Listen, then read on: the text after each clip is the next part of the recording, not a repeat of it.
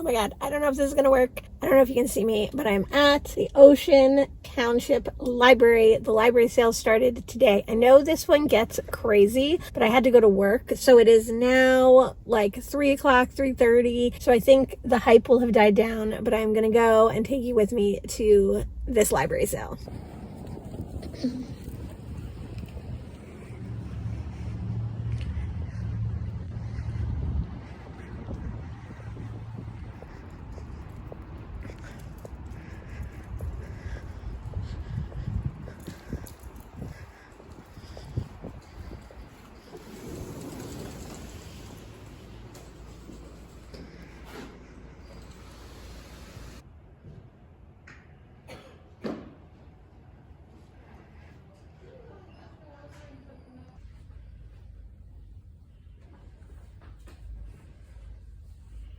Hi, I'm Mo.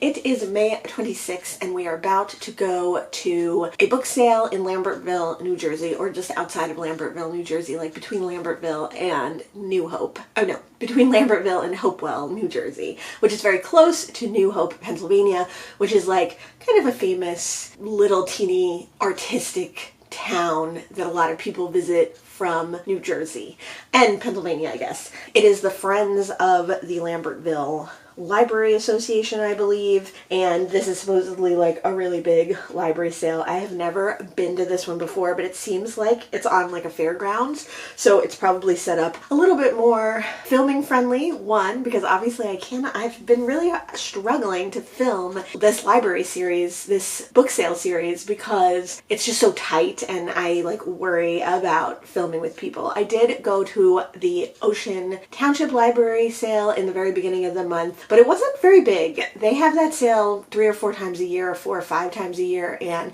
it just felt really small. I saw some of the same books that I saw last year there, so it just didn't feel like they had a big push to get a lot of new books into that. For this book sale, I'm expecting it to be big. I'm expecting it to have been picked over by the time we get there, because it started today at like, I think the early admission was like 8 a.m.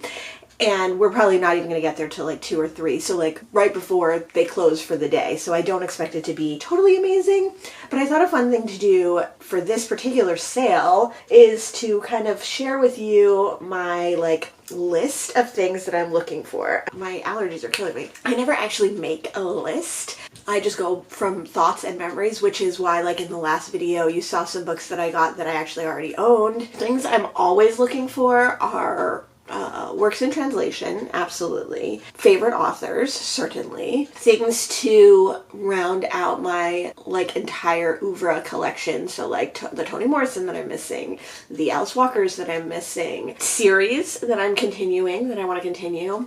I don't really keep my eye out for super new books, but there are a couple of books in series that are fairly new that I would like to find. I would love to find some T. Kingfisher today, especially It Feasts at Night, because I read What Moves the Dead earlier this year and I really liked it and I'd love to continue on with that series. I'm definitely looking for queer books. I'm definitely looking for trans books today. Translated queer favorite authors are probably like my most want to find items. And then like interesting things that I've heard of, everything on my want to read list, of course. I definitely always keep my eye out too for like classics, not classics, but like modern classics that I either have not read from or I've read some of the author's work and would like to read more of. I'm always looking for like Willa Cather. I'm always looking for Edith Wharton. I'm always looking for various authors from different countries, especially like Chinua Achebe and authors from Africa or Australian work.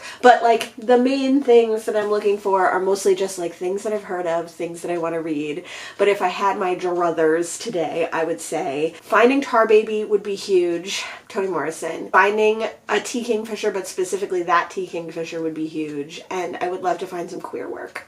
So come along with me to this book sale. We're also going to a flea market and we'll probably get some food. So come along with me today. Let's go to a book sale.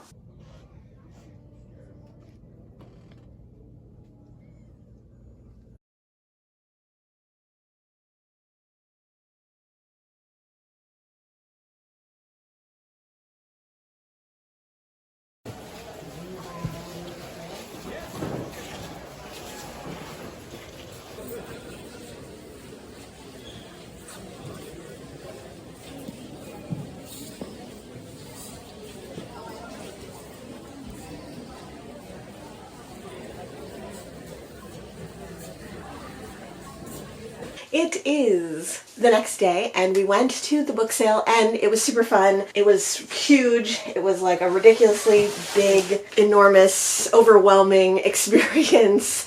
I will definitely be back next year. I thought about going again today because the first day the books were full price. Hardcovers and trade paperbacks were $2. Mass market paperbacks were 50 cents, and I think everything else was in that range somewhere. I think DVDs were 50 cents. I didn't even get to look at anything like that. I'm supposed to be looking for DVDs for my dad and I didn't even look because it was so overwhelming. There were so many books. It was a great sale, but it was definitely an overwhelming day in general, so I didn't get as much footage as I would have liked, and that's like the story of this series, is that I really had grand plans and schemes to make it more vlogish, like make it more like you were coming to the book sale with me. So I will keep trying, but so far that really hasn't happened. Some highlights from the Ocean Township book sale that I went to that I wanted to share with you: Doris Miles' Disney Blackmail. This one just looked intriguing to me, but then when I looked it up, it's like a male person is the detective and it is like a mailman mystery. So that was super exciting. Never heard of this author before, never heard of this series before. It goes to show you that if you go only with a list or only looking for certain things, you might not find little gems like this. Now, who knows if this is good, but this is like straight up my alley, so, you know. Marie Nadei's My Heart Hemmed In. She is Senegalese author, maybe? This was translated, I believe, from the French by Jordan Stump. This imprint, I don't know what imprint this is, but it's very nice. I don't even know if it's an imprint. Maybe it is just a publisher. No clue. But anyway, this author has been on my list, and this book was on my want to read list, so I'm glad to have found that. And like I said, I'm always looking for translated work. As far as how my list of things that I wanted to find at the Lambertville sale went, I didn't find basically anything that I mentioned to you, but I did find things that I like, things that I'm excited about. I did find translated work.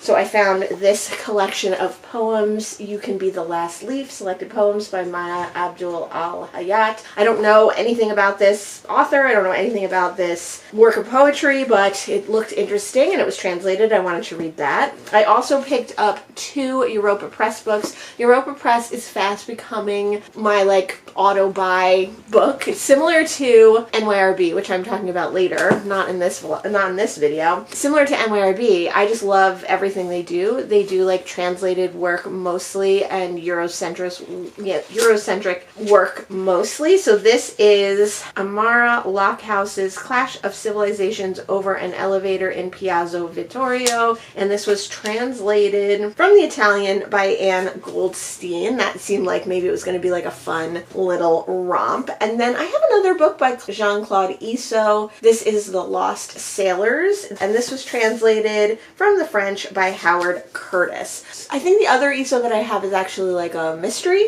but I don't know if this is a mystery or not, but very excited to find that. Other things that I was excited to find, always on my list, I'm looking for Mary Roberts Rinehart, and I found 5 beautiful vintage Mary Robert Rineharts. Case of Jenny Brice I read last year and I absolutely loved, but I had not a very nice copy, not a vintage copy, so here's this nice vintage copy. I've never read The Door. I don't have a copy of this. I've never read The Breaking Point. I don't have a copy of this. I did read The Circular Staircase. This is Mary Robert Rinehart's first book, but I didn't have a vintage copy. That's a great one.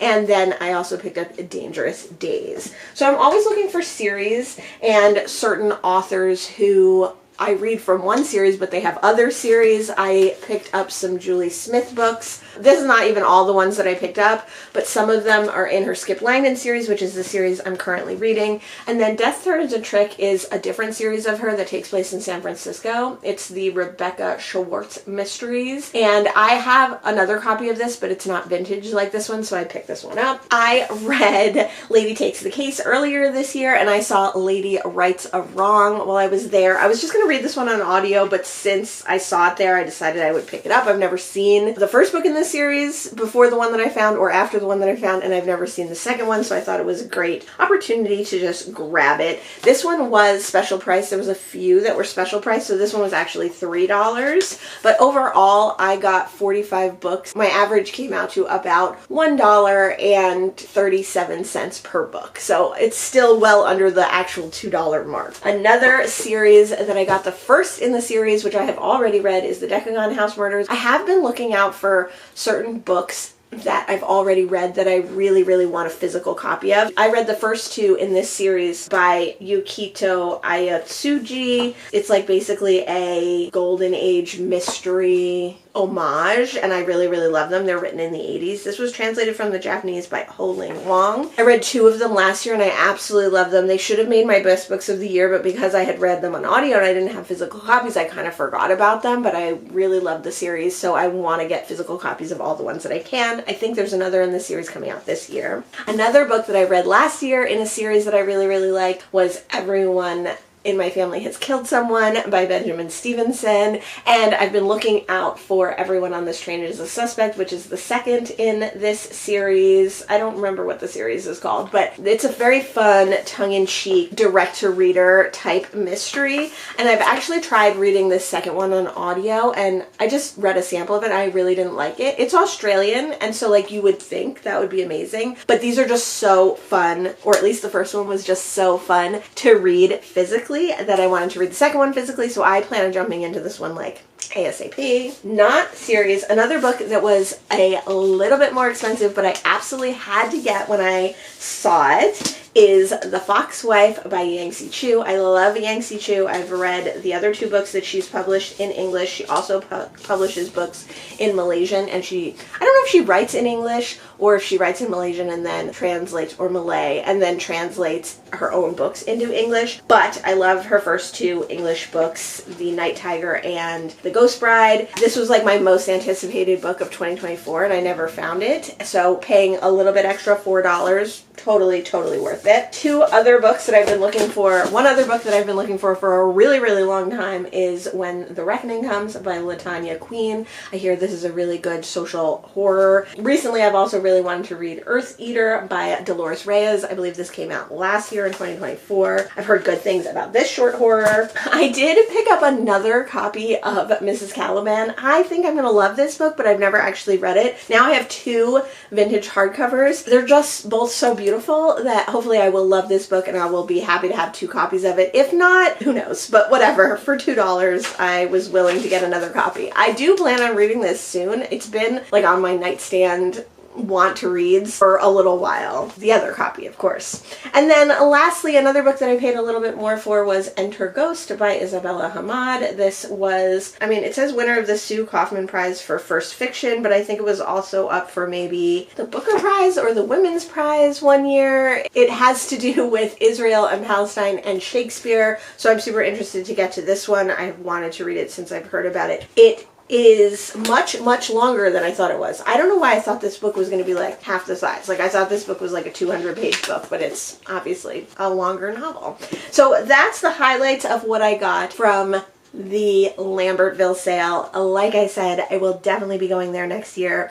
On the second day, all the books are half price. So I thought about going today. I actually want to go to another sale next week, so I think I should show some restraint and go to that sale instead, get as many sales, especially in this year of sales that we're doing together, in as I can, like as many different ones and fun ones, and talk about them. But that one was extremely well organized, but very overwhelming. Like I went in, I didn't know what to expect. It was this huge building and everything was well organized with labels and everything, but just because there were so many people and there was so much going on, next year I'll have a much better game plan. Let me know if you've read any of the books that I mentioned here.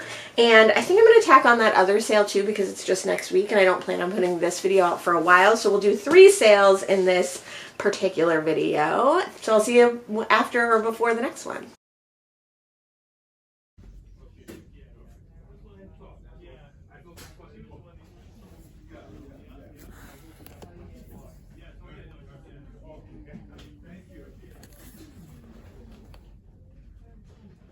Marty! It's been a while since I filmed. As you know, I am doing this book sale series. I started this book sale series this year because my TBR is so big, and looking back at my TBR, my physical TBR, and seeing how big it is and how much I have to read made me think that I need to cool it on buying books. But before I cool it on buying books, I was going to take a year to go to all the book sales that I want to go to and all the book sales that I normally go to every year and take you along with me. So the whole premise of this book sale series is to take you to the book sales with me and show you some of the books that I got, but more talk about how you can buy books. You can end up with a 700 plus TBR like I do by buying secondhand. So you can support your local community book sales, you can support your local library, you can support other organizations near you by buying books that are not big box stores like Barnes & Nobles or big terrible everything you want websites like that one that we all know is the one that has kind of destroyed books in a lot of ways, or at least the book buying process. And you can find books that either you've wanted to find, that you're looking for. You can find vintage books, you can find new releases, you can find things that are current, or you can find things that are old, or you can find things that are to your taste. Whatever it is for you, you can find those secondhand at book sales. As we know, I lead a secondhand life. Everything I get is secondhand. I buy all my clothes secondhand. I buy all my furniture secondhand, etc., etc. And when I started this, I really had the intention of going pretty much every month. Usually I go to a book sale every month throughout the year, usually one a month, and then some months are more. July is a big book buying month for me, so I always think that I'm going to buy more. January is a little bit less so. I'm not sure now if this is my third installment in this series or my fourth installment, because I have not finished this video. So I know that I went to several book sales already in this video, and I was intending to put it out because I was intending to go to another book sale in the beginning of May, and I thought, oh, I'll just wait for that. But I never did go to that other book sale. So that is something that I've noticed this year, is that even though my intention was to go to all the normal book sales that I've gone to, I haven't gone to some of the normal book sales that I usually go to. But we're back again, so you can imagine that I did go to another book sale. It was the Wall book sale again. I think the Wall book sale for me is just a very comfortable place. I did feature the Wall book sale in an earlier video of these, so I will leave that listed down below. And I talked about how the Wall book sale can be really crazy, but one of the nice things about the Wall book sale is that it's very comfortable for me for the most part, as long as I don't go right at the beginning. And I always get good books. Even though I went later in the day on the first day of this sale, even though all the crazy book buyers had already been through, I found a ton of books that I wanted to read. I found almost a good even split of books that were on my want to read list that I've been looking for a long time, and books that maybe I shouldn't have gotten because they weren't really on my want to read list, and I don't even actually know if I'll keep. But the nice thing about book sales, and especially donating the money from book sales to community things like libraries, which are more important than ever now, is that if I spend a few dollars extra and I end up getting rid of those books, I don't mind. It doesn't really bother me. Obviously, you can be more strategic than me. You don't have to do that. But I did want to talk through a couple of the books that I got at the Wall book sale. I got 3 vintage Mary Robert Reinhardt's books, which I'm very excited about. So I got The Bat, which is I think one of her romantic suspense novels, and this one is a cover I don't have. So I do already have a copy of The Bat. I haven't read it yet, but this is a vintage cover that I don't have, so I wanted to get that for my collection. I also got Episode of the Wandering Knife, which is also, it says on the cover, romantic suspense, and I think this actually has one of the first Miss Pinkertons in it, or at least it has Miss Pinkerton as a character in it, I believe. And then I did get one of my all-time favorites of Mary Roberts Reinhardt. I got a copy of The Red Lamp. This was the first Mary Roberts Reinhardt that I read, and I really love this one, so I love to get various copies of it. I don't have this copy, this coverway, I believe. Another vintage book that I got that I couldn't resist is Jazz by Toni Morrison. This is just such a fun version of this. It looks to me like maybe a book club version, but I just thought it was really cool. I haven't read this one yet. I'm reading all of Toni Morrison's book in publication order, and this, I think, is either one book down the line or two books down the line that I have to read, but I really love this cover. I don't love that it has deckled edges. I doubt that I will read this version since I have another version, but I wanted to have this one on my shelves. Then let's go to the books that I don't know if I'll keep and why I got them, even though, like, I try not to buy a lot of extraneous books at book sales.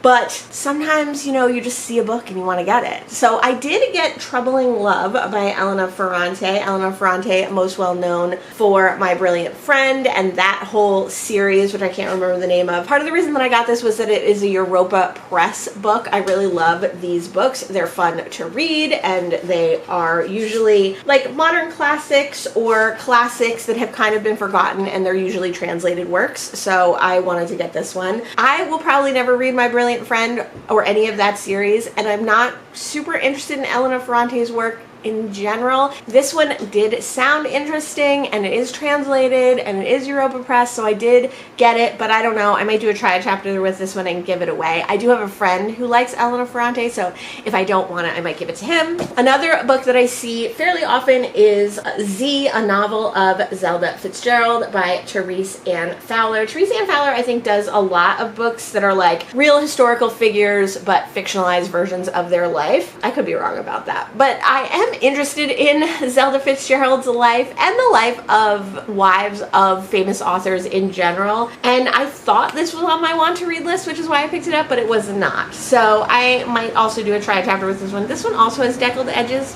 which I don't love. I do like the French flaps, but I don't love deckled edges. We'll see about that. One that I have seen before and I have heard really good things about is Yellow Wife by Zadika Johnson.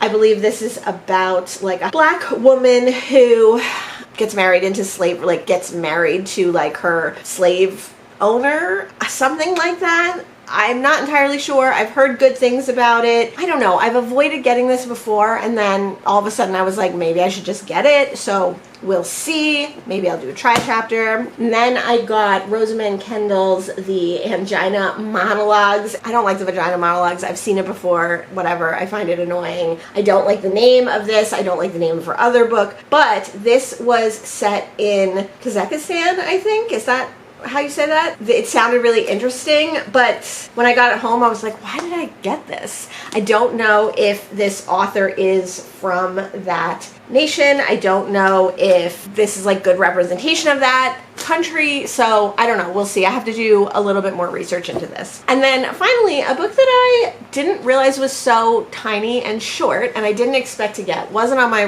want to read list, is The Diving Bell and the Butterfly by Jean-Dominique Bauby. And this is a translated nonfiction work about the author having a like severe brain hemorrhage or stroke and his experience with that. I think he becomes completely immobilized, and I think it's his kind of memoir of that time. I know there's a movie made of it, which always sounded interesting. The premise of this always sounded interesting, and then that it's a true story, of course, is very interesting as well, but I didn't know it was so tiny, and so I was excited to buy this one even though it wasn't on my want to read list or something that I was expecting to get that day. I did something different with this book sale, which I really enjoyed, which was right before we went. I went on my want to read list and I looked through all my want to read books. On Goodreads, I have a want to read shelf, and that's like every book I've ever heard of that I might want to read. It is not a true TBR in that it's not like my to be read pile, but it is like my idea of like, if I ever see these books, if I ever pick up these books, if I hear more about these books, I'm probably going to want to read them. So I went on there right before we left, and I think it like did something to my brain where I then spotted more books that I wanted to get, that I wanted to read. So I think that that is something that I might try doing next time we go to a book sale, which we will be going to one in just a couple weeks in July. I thought of books that I wanted to read, and then I saw those books at the book sale. So one of those books is This Other Eden by Paul Harding. I've been wanting to read this one since it was on the Booker Prize. I wasn't sure if I wanted to read it because it is about like an isolated Black community, I think in like Michigan or somewhere, or New York, somewhere where they pick apples. but I think it's written by a white man, so I was like dubious about that. But then recently I've heard some things, and then when I looked at my want to read list, I saw it, and then there it was at the book sale, so I did pick that one up. Another one that I noticed on that want to read list that I saw, and I don't think I would have gotten this one otherwise because it has kind of a like blah title, is The Stranger in the Woods. The Stranger in the Woods is blah. The Extraordinary Story of the Last True Hermit is more interesting. So maybe if I had read the byline, I would have picked it up, but I have been wanting to read this nonfiction about a hermit who lives in the woods. Another nonfiction that I've been wanting to read for a long time is The Yellow House by Sarah M. Broom. This is a nonfiction memoir and I think story of her family generationally that I've been wanting to get to. I actually started this one on audio, but the audiobook that I had, this was before I had Libby, before I had Hoopla, there was something wrong with it, and so it only had like a little section of it. So I did read probably like 50 pages of this on audio, and I do look forward to reading this more either on audio or physically. I also picked up The Devotion of Suspect X by Kaigo Higashino. This is a Japanese translated mystery. This was translated by Alexander G. Smith with Ellie J. Alexander, and The Diving Bell and the Butterfly was translated from the French by Jeremy Leggett. And then one that I definitely wouldn't have picked up because I've seen this book before and I've skipped over it is On Beauty by Zadie Smith. I've never been super interested in Zadie Smith's work. I mean, I'm sure she's amazing. Everybody says she is. But the reason that I wanted to read this was because it is like a retelling, reimagining of Howard's End by E.M. Forster. So I think that would be fun. This is the only Zadie Smith that's on my want to read list. So I would have skipped it over because I never remember which one is the one that I want to read if I hadn't just looked at my want to read list. So I'm glad that I noticed it, and I'm glad that I picked this one up. So those are the books from the last book sale. So in this video, we've done 3 book sales. I've showed you some of the books from all the book sales. One of my intentions with these videos was to also tell you what I'm currently reading, and I am currently reading, while I went on this last book sale, The Vampire Lestat by Anne Rice. This is my old copy that I've had since the 90s, and as I was rereading it this time, it kind of fell apart. I think next time we go to a book sale, which like I said, it's the end of June right now, we're going to be going to at least one in July. When we go to that book sale, I will get back to my normal format and I will tell you what I'm reading, and we will talk about maybe some hyped books, or maybe some books that I've been wanting to read, or maybe some surprises that I found at the book sale. So let me know what book sales you've gone to since the last time we had one of these videos, since the last time we talked about it. Let me know what was a book that you got at a book sale that you were like, oh my god, I can't believe I got this book at a book sale. You know, like, oh my god, this is a hype book, this is a rare book, this is a vintage book, this is a book that I've been wanting. Tell me that experience in the comments below. Thanks so much for joining me on all these book sales and for this video, and I'll see you in the next one. Bye!